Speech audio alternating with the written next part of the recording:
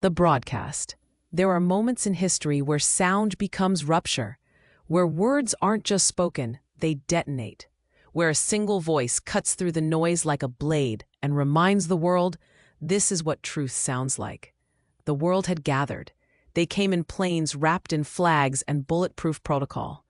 They arrived in suits, adorned with lapel pins and silent arrogance. They were here to restore dialogue, to stabilize Africa, to discuss the rising insurgency. What they did not expect was to lose control of the room and the world. Geneva, United Nations Summit, Day 1. The flags fluttered, the cameras whirred, the translations clicked in multiple tongues. Outside, protesters screamed behind barricades. Inside, world leaders adjusted lapels, rehearsed lines. The summit theme, unity and stability in a new world order.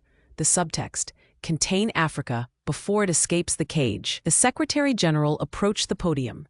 Ladies and gentlemen, he began, his voice calm, practiced, sterile. We are gathered here in a spirit of dialogue. The lights cut out, mid-sentence, mid-breath. Every camera feed blacked, every mic silenced, every satellite realigned, every translator's headset went silent. For 6 seconds, there was nothing. And then, the sky turned on.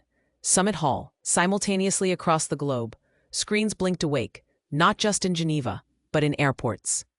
In classrooms, in subway stations, in newsrooms, in homes across Africa, Europe, Asia, the Americas. The Sierra Leonean had hijacked the global feed. Then, one by one, every screen in the assembly hall came alive. And there he stood, not in a suit, not behind a desk, in the ruins of a school, in the dirt of a nation that refused to die. The Sierra Leonean. Control room, United Nations HQ, midday. The technician frowned.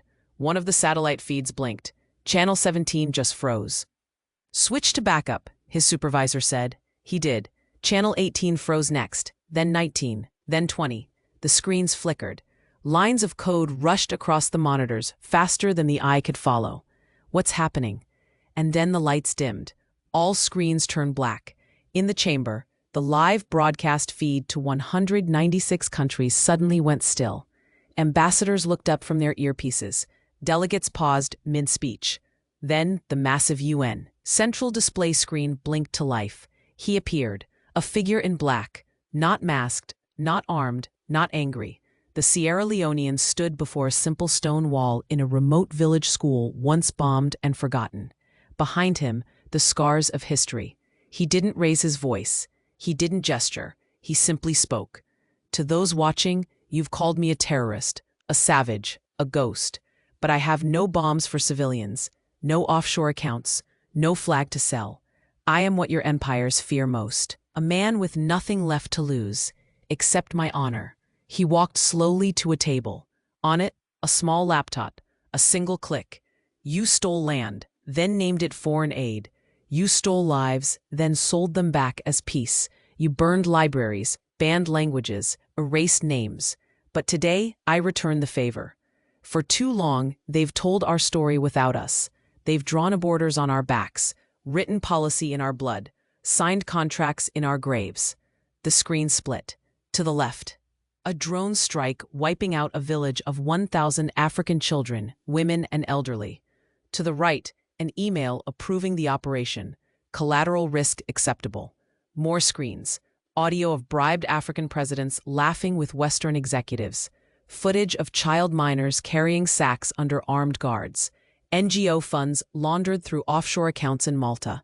Project Shadow Crown. Decrypted in full. They took our soil, our sons, our stories, and left behind slogans about growth.